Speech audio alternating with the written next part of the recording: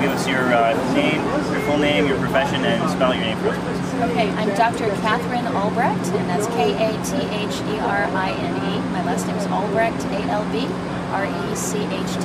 and I am the founder and director of Caspian, and I'm the co-author of the book Spy Chips. Sounds good. So, what are you out here to do today?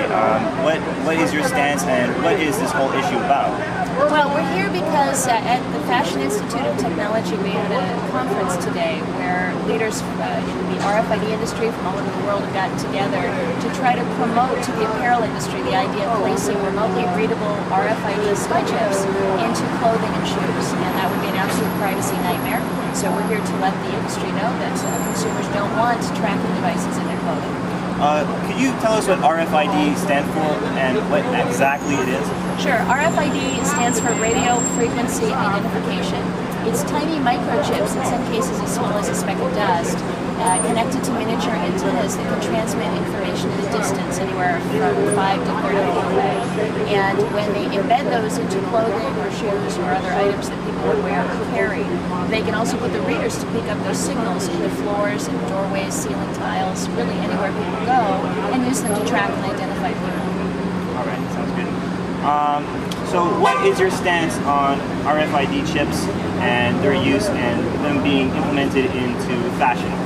Well, I think it's really a terrible place to think to put a tracking device into someone's shoe. I mean, that's something that we wear and we have with us all the time, and if you've got the ability to track a shoe, then clearly you've got the ability to track the person in it. So what we've told the RFID industry is that we don't have a problem with them using RFID in the warehouse to track their inventory, but not on the individual item, and that's called item level tagging, and that's what we're here to oppose. So put it on a crate, put it on a pallet, put it on a box, put it on a truck, but don't put it on a pair of shoes or a book or a toothbrush or anything that would be carried on by an individual consumer. What is your main concern about having these chips within these products? I think probably the best way to understand the privacy nightmare that these chips could usher in is to take a look at something that IBM has developed called the person tracking units. Yeah, that's their term, not ours. The person tracking unit is a concept where they've put these RFID readers into walls and floors and doorways and everywhere and use them to track individuals, not just to track where they go, but also to identify everything they're wearing and carrying. And one of the problems with RFID is radio waves travel through the things we normally rely on to protect our privacy. So an RFID tag would transmit right through a purse or a backpack or a pocket, meaning that as you walk through a doorway, the doorway can do sort of an invisible frisk of everything, right down to the size and color of your underwear, right through your pants.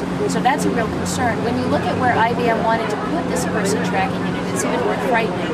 IBM talks about putting these into places like sports arenas, shopping malls, theaters, libraries, even public restrooms and elevators. So literally everywhere you go, they would like the ability to track you for marketing purposes. And they also would like to turn that information over to the federal government so that they can more closely track people.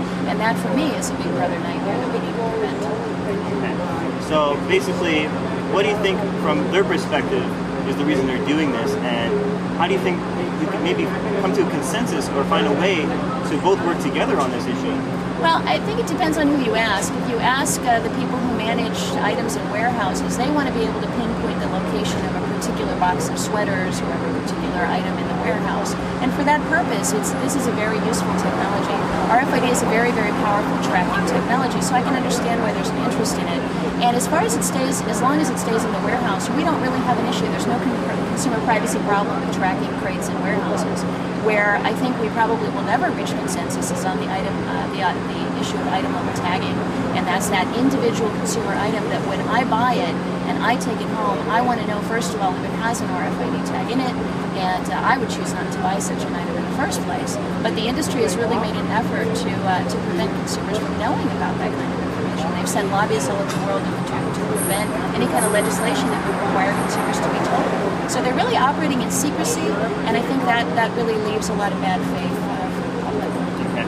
Well, from some talks I had with one of the people who work for the RFID thing, they told me that in Germany, actually, they're giving people the option to turn it off if they don't want it to track them, and so the device to be dead, basically after they purchase. But although I didn't get a clear answer, I'm not sure if this is being implemented into the US. Do you know anything about it being implemented into the US? And if this feature was available here, would it change your view on allowing this to be here or not? Well, one of the problems is you really have to take it on faith that it's been deactivated. And having visited the Metro store in Germany that they're talking about, that's the Metro Future store where they're experimenting with this, I can tell you that that kiosk does not deactivate the tag. What it does is it overwrites a portion of the tag with zeros, but it leaves the unique serial number that makes it possible to track people perfectly intact. And in fact, you can put something right through. We call it the undead machine. It's like the zombie machine. Things don't die when you put them in there.